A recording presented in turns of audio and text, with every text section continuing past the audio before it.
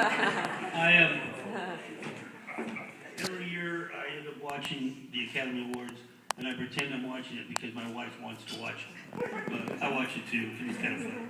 And I'm always thinking, why do these people get these long speeches when they get an Oscar? But now I know why they do it. Unless they have an eagle in the Grand Canyon, you realize in life that most things you succeed in doing in life, however modest they may be, there are a lot of people that help you on that journey. And so this doesn't look as bad as it's going to be, but I do have to. I have to because, well, I don't have to, I want to acknowledge some people. First of all, I want to thank the organizing committee for putting this event on tonight. That's Pam Bradshaw, Billy Kerstetter, Penny Raven, and my beautiful wife Jolie. They organized all this and put in a lot of hours, and so I thank them for that.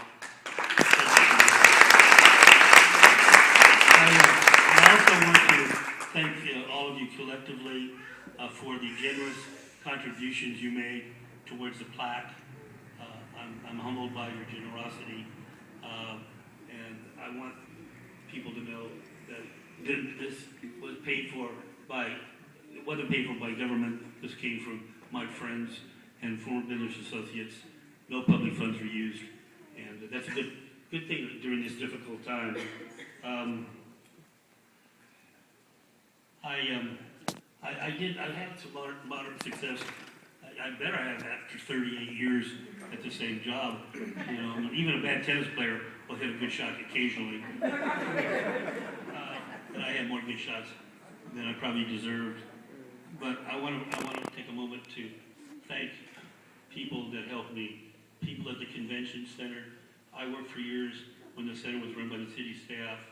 I don't want to get too political, but those people did a wonderful job. When we got people like Bob Barnum and Jim Pollard, and I made the commitments on behalf of the convention center, those city employees did a wonderful job. I had a great staff at the Bureau. When I look back, they did an extraordinary job with limited resources. They worked very hard for me. I didn't have to watch them 8 hours a day. They did their job and made me look good. There are many people from the hotel industry here too that I can't think of individually, take too long, that treated our clients very well and lived up to some of the ridiculous commitments that I would occasionally make, right, Frank? Yeah, you want 20 conference? Frank will do it, yeah. Frank will do it, he'll do it. Good guy.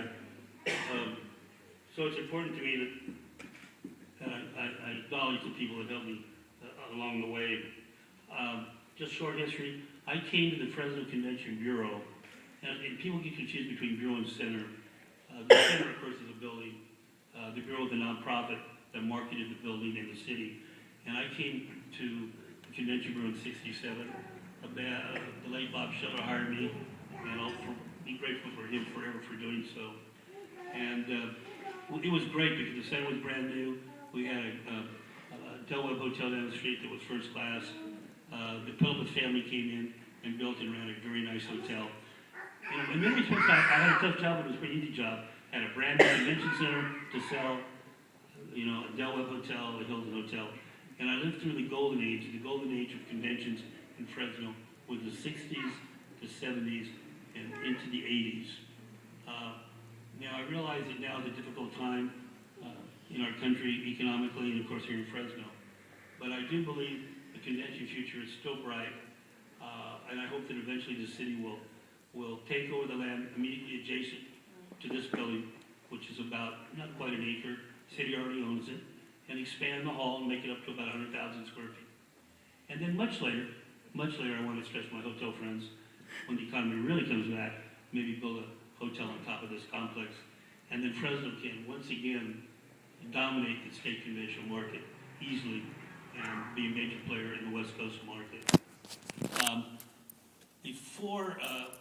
The other day when I was talking about what I was going to say today, we talked about recognizing some of the presidents of the Bureau. Many of you are here. And I'm not going to do it because there's too many of you here. I just want to thank all of you past presidents and directors who stood by me during difficult times. And when you run a CVB for 39 years in a city, there's controversy.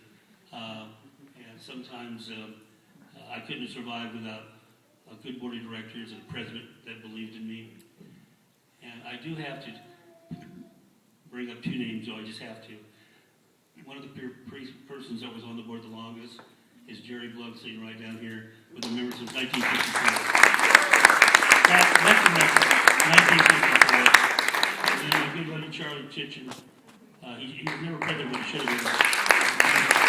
He was on the case as well.